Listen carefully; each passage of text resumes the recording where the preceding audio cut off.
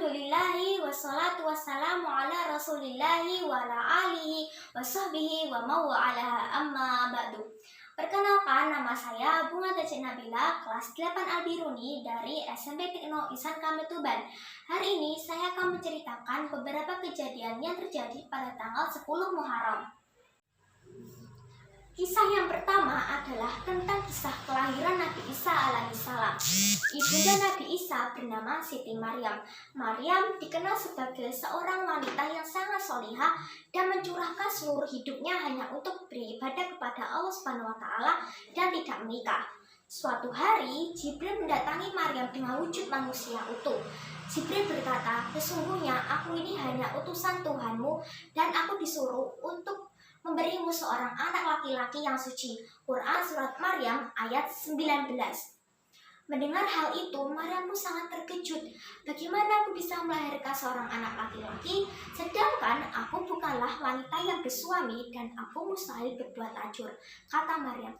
Jibril lalu melakukan tiupan ke dalam baju Maryam, dan tiupan itu turun ke bagian bawah tubuh Maryam dan masuk ke rahim Maryam. Atas seizin Allah Subhanahu wa Ta'ala, Maryam pun mengandung.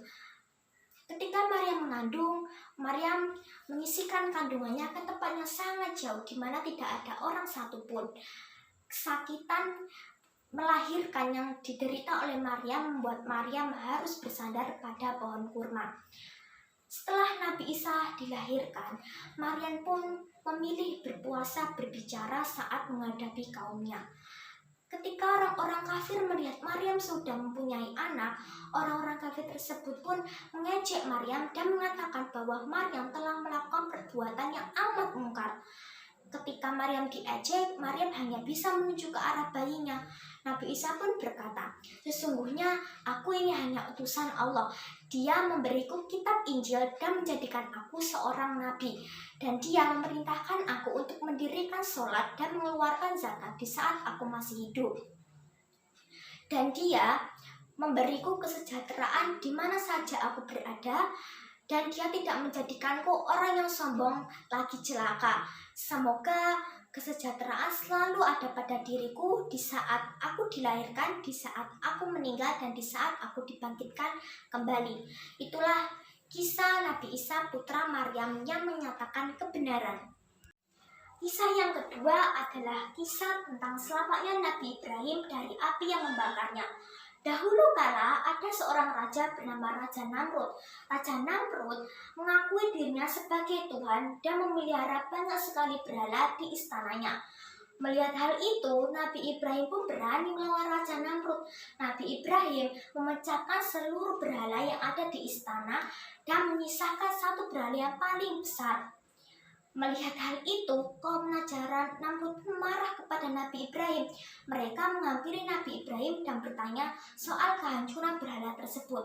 Nabi Ibrahim menjawab bahwa yang menghancurkan berhala-berhala tersebut adalah berhala yang paling besar. Mendengar jawaban tersebut, Raja Namrud pun marah kepada Nabi Ibrahim dan membakar Nabi Ibrahim hidup-hidup. Saat kejadian tersebut, mukjizat Allah Subhanahu wa Ta'ala pun turun kepada Nabi Ibrahim.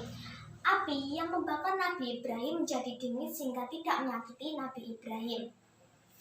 Kisah yang ketiga adalah kisah tentang naik dan sejajarnya bahtera Nabi Nuh dengan Bukit Zudi. Nabi Nuh alaihissalam telah berdakwah kepada kaumnya selama 900 tahun. Namun selama itu hanya sedikit kaum Nabi Nuh yang mengikuti ajaran Nabi Nuh. Nabi Nuh sudah bercoba untuk meyakinkan kaumnya agar beribadah kepada Allah. Namun kaumnya tetap saja menolak, hingga pada akhirnya Nabi Nuh pun berdoa kepada Allah Subhanahu wa Ta'ala, "Ya Tuhanku, janganlah Engkau biarkan seseorang di antara orang-orang kafir tersebut hidup di atas bumi ini." Quran Surat Nuh ayat 26. Kemudian Allah pun menyuruh Nabi Nuh alaihissalam untuk membuat bahtera yang sangat besar yang memiliki 3 lantai. Nabi Nuh dan pengikutnya pun membuat bahtera tersebut.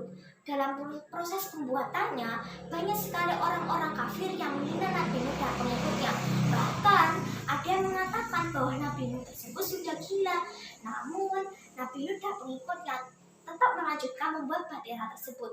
Hingga pada akhirnya doa Nabi pun dikabulkan oleh Allah dengan datangnya hujan yang sangat lebat dan keluarnya air dari perut bumi mampu menenggelamkan gunung-gunung yang sangat tinggi. Saat kejadian tersebut, Nabi Nuh dan kaumnya sudah berada di lantai 2 bahtera. Nabi Nuh sudah berusaha untuk mengajak anaknya agar ikut bersamanya, namun anaknya tetap saja menolak hingga pada akhirnya anaknya pun ikut tenggelam bersama orang-orang kafir tersebut. Selama beberapa tahun, akhirnya banjir itu pun surut dan bahtera Nabi Nuh mendarat di atas Bukit Zuhdi. As-Salabi mengatakan bahwa Nabi Nuh mendarat di Bukit Zuhdi pada hari Asyura atau tanggal ke-10 bulan Muharram. Pada tanggal ke-10 bulan Muharram, Nabi Nuh pun berpuasa kepada Allah Subhanahu wa taala dalam rangka bersyukur. Pelajaran yang dapat kita ambil dari kisah-kisah tersebut adalah kita harus yakin bahwa Allah Subhanahu wa taala yang Maha berkuasa. Semua yang Allah kehendaki pasti akan terjadi dan kita harus selalu sabar dalam beribadah kepada Allah Subhanahu wa taala. Berprasangka baiklah kepada takdir dan rencana Allah Subhanahu wa taala. Demikian yang dapat saya sampaikan, semoga bermanfaat untuk kita semua. Akhirul kalam lillahi taufiq wal hidayah. Wassalamualaikum warahmatullahi wabarakatuh.